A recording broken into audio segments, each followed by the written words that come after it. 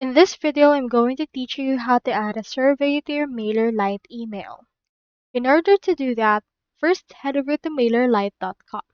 Proceed to click on the Sign Up Free option in order to sign up for an account. Now, if you already have an account, you can just proceed to log in. Do take note when you sign up, you will get a 14-day free trial of their premium features with no credit card required.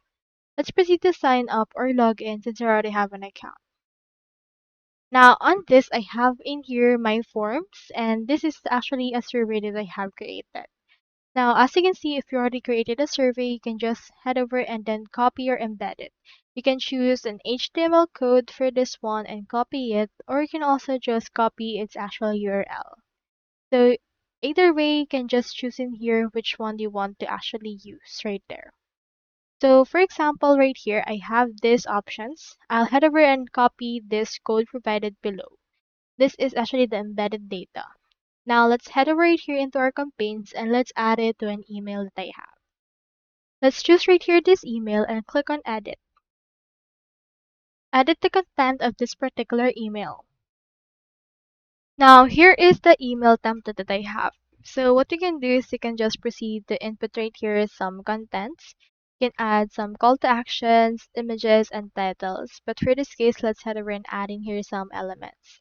For this case, you can add some things that you wish to use right there. For example, you can also just search in here for code if you would want, and it will show you in here this code option. For example, let's just drag and drop it right here.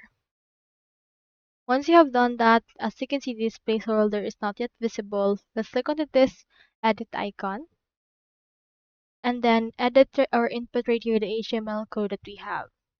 After that, click on save, and then it should be able to be added right here. You can also input right here the edit option and add some more other forms or data that we have. We have in here other forms like this URL right here. Click on save. And then after that, just click on done editing, or you can also preview and test it if you would want. So that's all there is today, and I hope this video helped you out.